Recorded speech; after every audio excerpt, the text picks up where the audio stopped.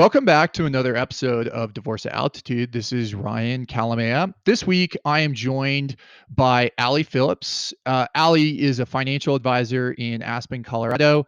She is a partner and executive vice president for an investment firm, Obermeyer Wood. After being an investment banker and graduating from Middlebury and staying on the East Coast, her husband and her traveled across the country and ended up in Aspen. We're going to talk about that. And she's been named to a variety of other lists, such as Top Women Wealth Advisors, Forbes Best in State, that would be Colorado, obviously, Wealth Advisors, Barron's Top 1,200 Financial Advisors, and a whole host of other awards. Allie, welcome to the show. Ryan, I'm excited to be here, and I've been really listening to your podcast the last several months and can't thank you enough for the information you're providing. It's great for your clients, and I just think great for the larger audience as well. Well, thank you. And I, in the intro said that we'll talk about your journey to Aspen. And as a former, trial lawyer who used to do a bunch of jury trials, one of the questions that people are always asked in jury trials is how long you've lived in Colorado. And it is insane how many people say I came, for us the summer and then or came for the winter and stayed for the summer. So tell us about your journey to Aspen. You went on a long road trip with your husband, as I understand it. Can you tell our audience about what happened and how that trip went? True. So I've been in Colorado or Aspen now for 17 years. But what happened back in 2004, had been newly married, and both of us were working in investment banking, which can be long hours, great work, but incredibly long hours, a lot of travel, and just had this epiphany that for the next phase of our life, we wanted to do something different. So we were traveling actually all the way to California, and then got to Denver and realized, wait, if we move to San Francisco, we're going to replicate the same lifestyle we had back in New York. So let's try something different. So for over the course of 2 months, visited every mountain town between, actually Steamboat was the first one in Canada. And at each one took a mountain bike ride, had a beer, but also really looked at a business directory and said, where could we really settle and have a career? And for various reasons, found Aspen was going to be the right place. It seemed to be a very welcoming community. You could be a professional here at a great school system, and so feel so fortunate to have joined Obermeyer at that point in time. What was the second? What was the runner-up? Out of curiosity. It was Sun Valley. So Idaho was a second, but just felt from a state point of view that Colorado had a little bit more to it. I really liked Denver, and I felt Denver had a little bit more vitality than Boise, and just felt that Colorado had a little bit more for us to explore. And if it didn't work, nobody would ever blame us for at least trying it for a year if we ended up back in San Francisco. Well, your story is similar to many people that I am meeting here in the mountains. With the pandemic, there's been a huge rush, in particular with New York City and other places. So you were ahead of your time, apparently. But well, let's talk about financial advice and your role as a financial advisor before we really dig into kind of your tips and other things. How would you describe a financial advisor? What does that mean to you? Because I know that term is thrown around a lot. So can you talk about the differences of what exactly is a financial advisor and the services they offer? It's a great question because you're right. It's one of these terms that's bandied about and nobody really knows what it means. And so part of it also really depends on what you're looking for when you're trying to find a financial advisor. So a financial advisor can be anything as basic as just somebody who helps you with investments, what stocks or bonds to buy. But really, as the industry has changed and also as clients have changed, it's someone, and what we take pride in, taking a step back and not only managing investments, but being your financial sounding board. Anything financially related, a good advisor should be able to advise you on, because the better they know you, the better they can do a good job. And the third thing, which I always highlight, it's so managing investments, being the sounding board, and being your quarterback. You have a lot of other great advisors, whether it's an accountant or a state attorney, and you want somebody who's willing to coordinate with them to make sure that everything is planned holistically when they think about your future. So it can be, someone that's helping you pick stocks and bonds, if in those investments, but can also mean, buying a house and how much you can afford, right? Yeah. And also, should you buy a car, lease a car? How do you want to give to your children over time? How do you want to fund their college expenses? How do you want to take care of financially dependent parents? All those things really should be covered by a really good financial advisor. And they should be able to give you that sort of level headed perspective, and put things in more of a plan for you going forward. And let's talk about when you come into play as a financial advisor in a divorce. I often tell people that they never want to call me because it means that they're going through a divorce, or with my firm, they're hurt from an injury, or being arrested. But in your situation, you have, most of the contact that you have with new clients is during a transition phase, which is very similar to, divorce, and that's one opportunity for you to meet new clients. So, can you tell our listeners what, in terms of that transition, with a divorce, and how you come into play when a divorce is ongoing? Well, first, I think if you're considering a divorce, get advice early on. The better prepared you are, the more perspective you get, just means you're going to be better on the outside. First and foremost is I think you have to acknowledge is it's an incredibly emotional time and it can be very overwhelming. And so to have somebody who's been with it beforehand, who could put things in perspective for you and be some sort of that quiet balancing voice is really really important. I also like to remind people is knowledge is empowering. The more you know about what sort of assets you have, what you feel to be is a very good settlement, it means the fact you'll be better on the other side. And the last thing is don't rush it. We do find people who they just want to get things over with and get to the other side so they can start their new life. And they sometimes give in that case. And so it's really is making sure you have some perspective, you're an advocate for yourself, and everyone on your team is an advocate for you at the same time. And having that sort of help along the way is really helpful.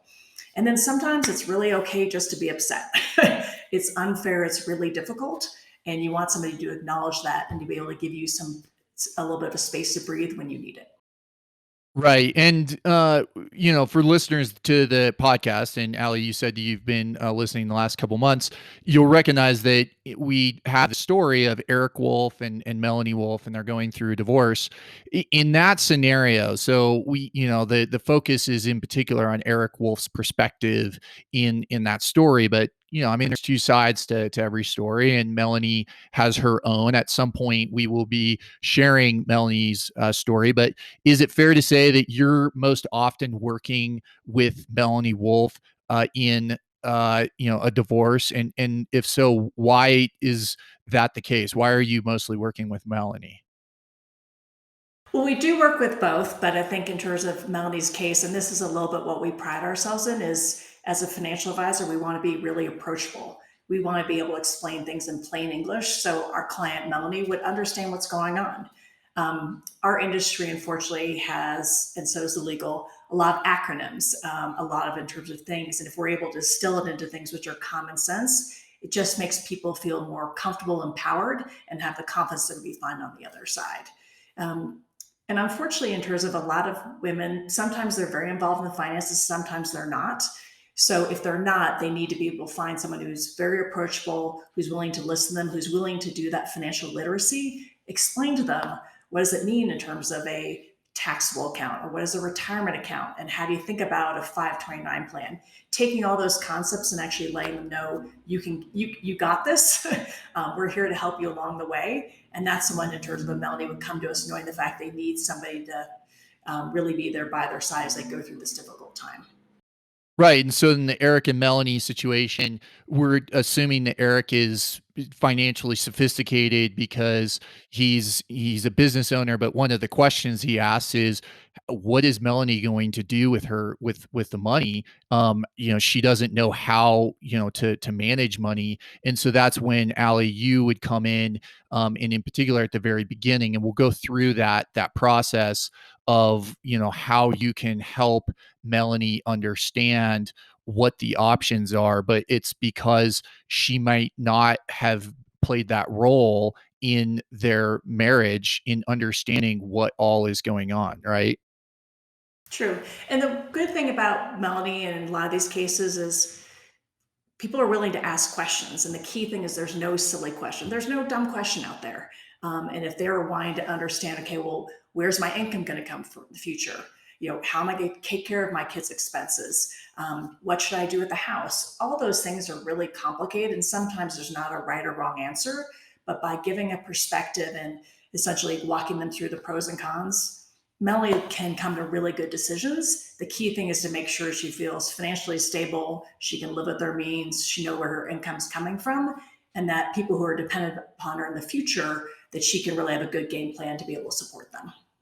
Right. And for those that aren't familiar with the Eric and Melanie story, they can go back to episode 1 or Google it, my last name and Eric Wolf. But Ali, so let's go through a checklist and what would happen if Melanie or a woman came to you and said, "I don't really understand what we have," and I have a divorce lawyer.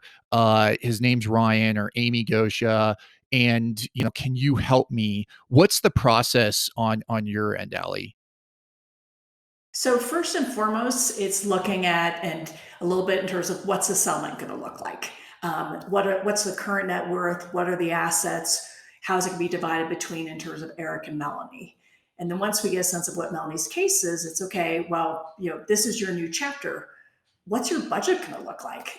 People seem to think budgeting is a four-letter word. It's not. It can be very empowering. You understand in terms of what income's coming in, whether it's child support and alimony. Does Melanie have another business? And then also what expenses are going out. And as long as you spend less than you make, you can have those savings over time. So really encouraging her to understand the budget and know that she'll know more in 6 months than she does now. So giving her a little breathing room, but at least setting up a framework so she can be able to make some good decisions. So once you get the budget, then it's who's dependent on her financially. Who's going to pay for the kids' college education? How's that set up within the divorce settlement? And making some in terms of little incremental changes here to position herself. Does she need to help out her parents? So really diving into who's dependent on her to make sure she can understand that she can afford it and make sure that they are actually taken care of in the future. Well, and to go back to the budget, as you know, Ali, that when you go through a divorce, there's a process of financial disclosures, and part of that is the sworn financial statement. And we have kind of how-to episodes explaining what that process is, and it's a judicial form. You can download it on the judicial website, but it essentially distills a party's financial circumstances into their income, their expenses, their assets and debts.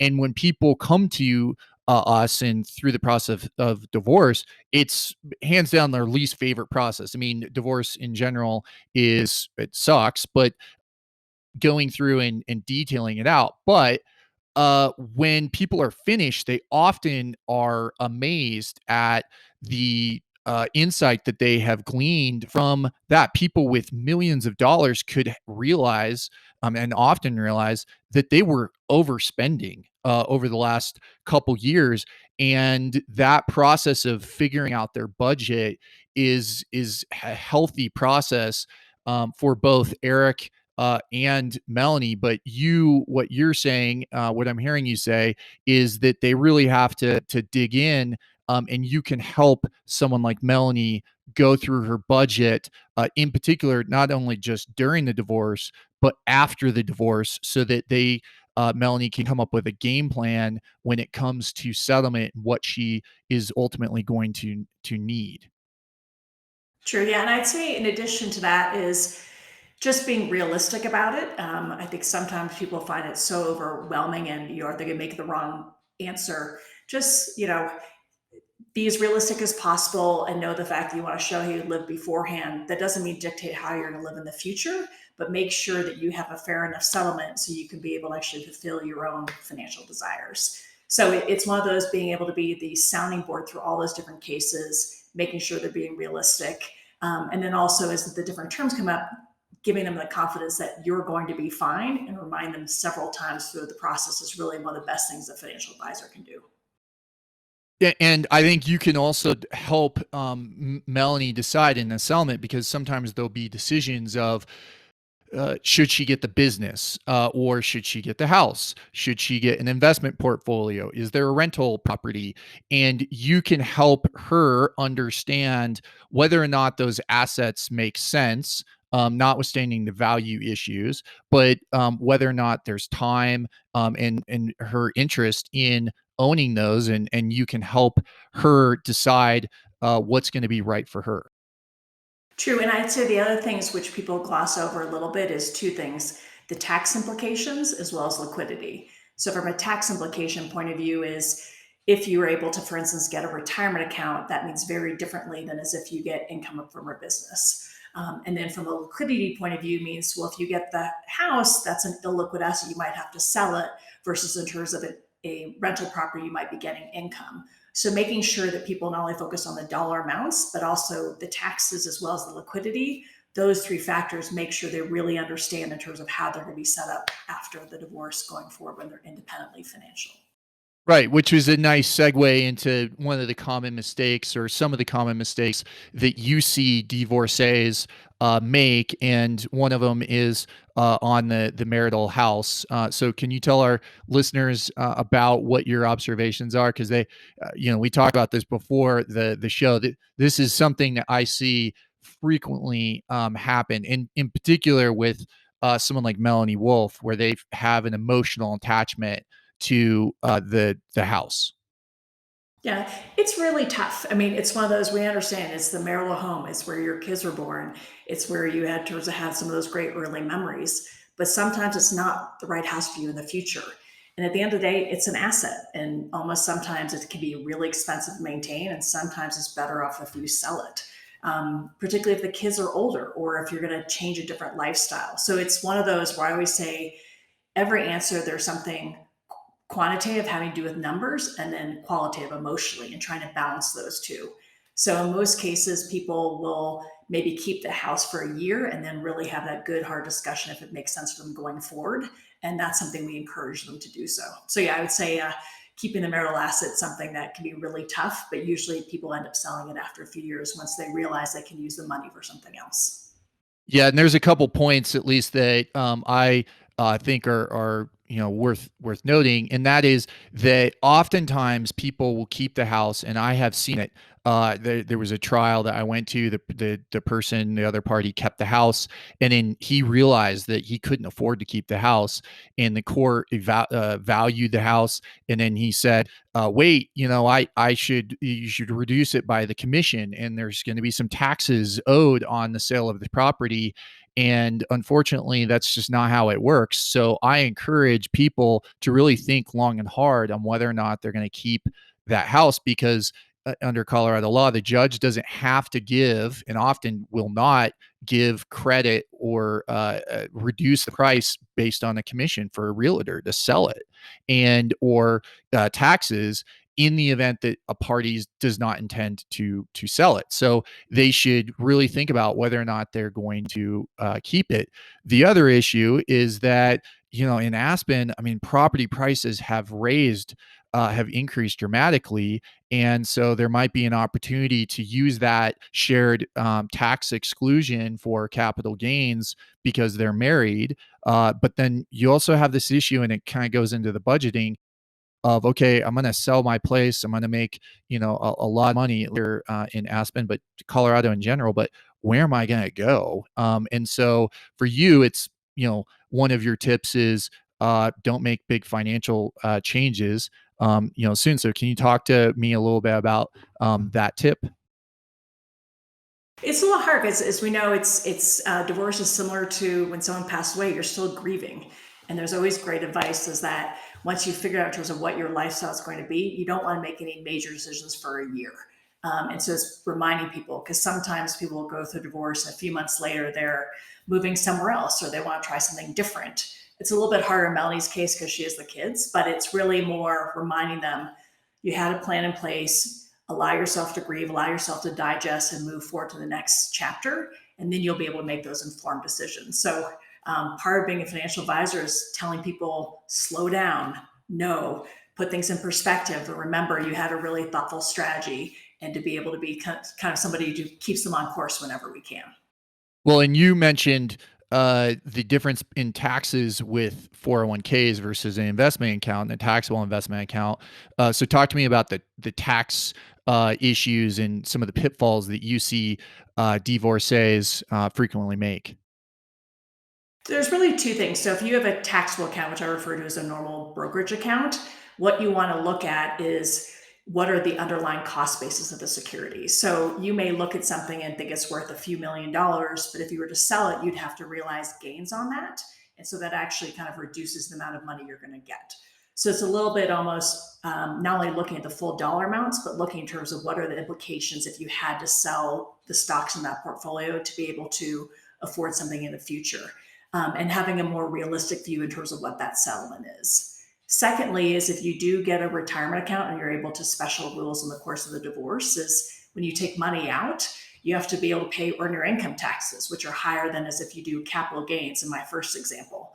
So really walking someone through an understanding is you may think you're getting a $5 million settlement, but if you actually look down on it, there's quite a few taxes that are come due. And this is realistically more in terms of what your nest egg is going forward and how your budget should look.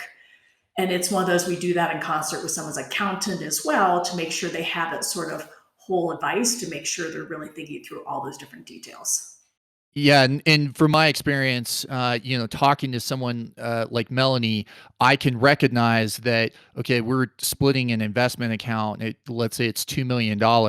If she's going to get that $2 million in investments, you can trade those securities. But if there is these unrealized gains, and she's just about to take on a ticking tax time bomb, I would want to know that.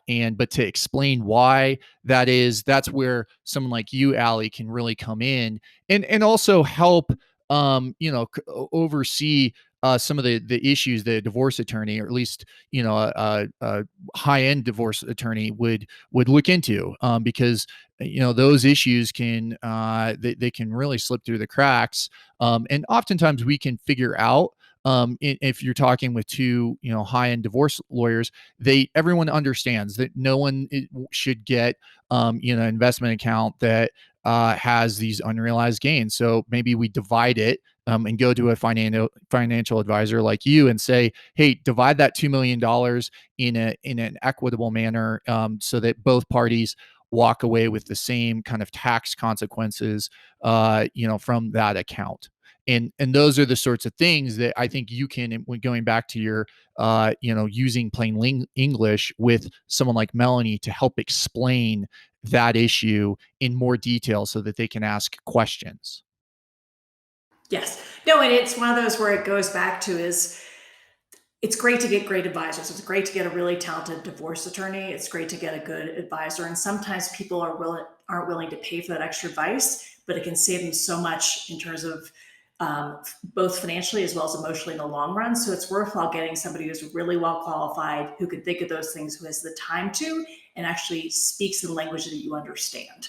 And those are things I would think about or advise when someone's looking for an advisor, because it's a leap of faith and they are a little bit intimidated by, well, I'm already paying my divorce attorney. Why should I pay you as well? But sometimes having that great advice is so invaluable because it sets you up for future success. And just remembering that as you're going through this crazy time, it's really worthwhile investing now to make sure you have the confidence in the future.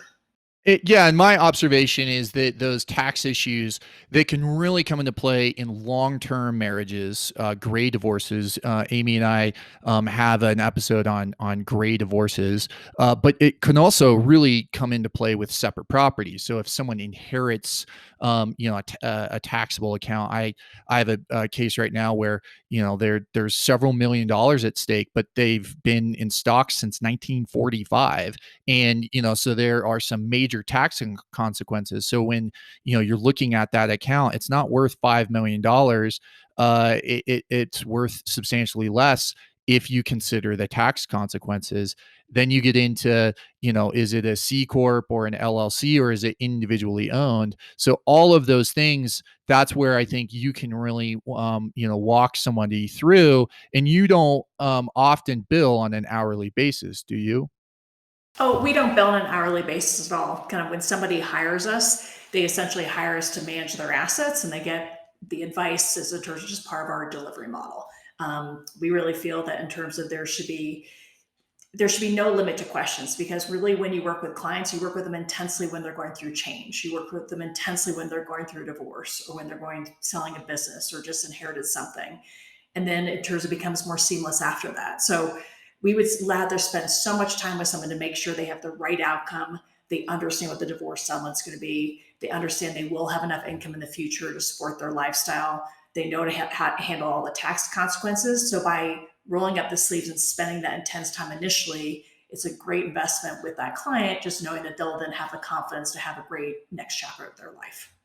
Yeah, my observation is that, Melanie, she often will come into the divorce and say, I know I should understand this. I need to educate myself, but I am never going to be at the level where I can really manage my investments just on my own. And so you can come in and really help her, but also importantly through the divorce process, you can answer those questions. And in a divorce lawyer model, most of them are on a hourly basis. We do fixed fees, but for you, it's she's not being charged for the amount of time, and you can explain it differently than someone like me can, and they're essentially not paying for that. It's just baked into your guys's model, right?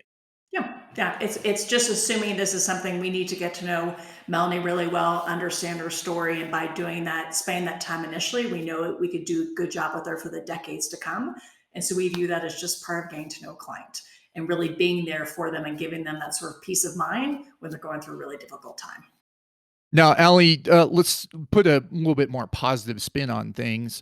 What do you frequently see with Melanie on the back end after a divorce? What are the things that she can look forward to in the divorce once it's all over? Well, the first and foremost is Melanie, you're now in control. Beforehand, in terms of when she and Eric, particularly if there was tension, they may have not agreed on the same sort of financial priorities. They may not have agreed in terms of how they should spend their vacations or how they should support their kids or things like that. So she can now, in terms of take charge, reset, and make sure that how she lives going forward is consistent with her value system. And that can be really an empowering thing to be able to have happen. Right, and Um, and what else? The other thing would be is in terms of charitable.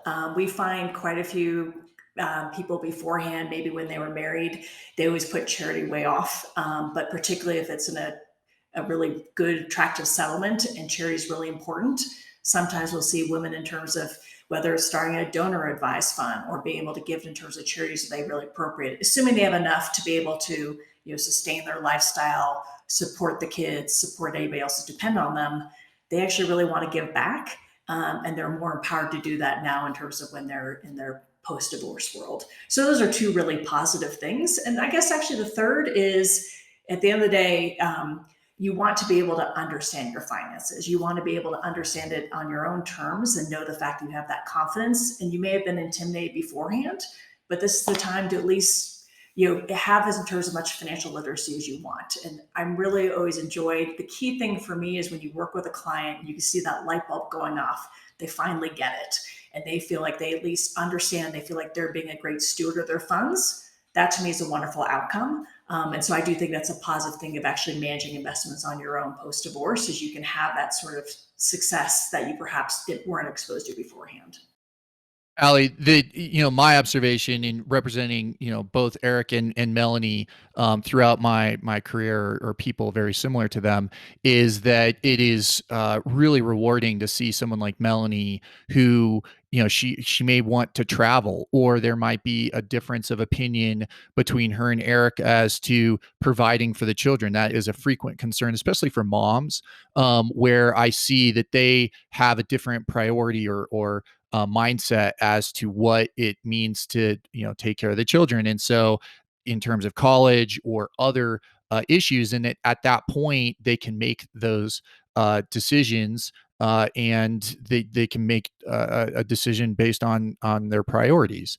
But to really go out and do the things, and it could be going back to school if that's something that they want to do, and you can help them make those decisions on their own. Yeah. To be honest, that's the fun stuff. I mean, it's one of those where it's good to be able to talk about investments and make sure they understand income. But really, when you get into their values, what their ideas are, their kids' futures, helping the kids with finances over time, making sure that Melanie can have that next career, it's incredible in terms of the satisfaction you get out of that. That's the stuff that's always really fun in terms of working with clients. Clients are individuals, they're quirky and wonderful, and allowing them to actually fulfill their dreams is incredible.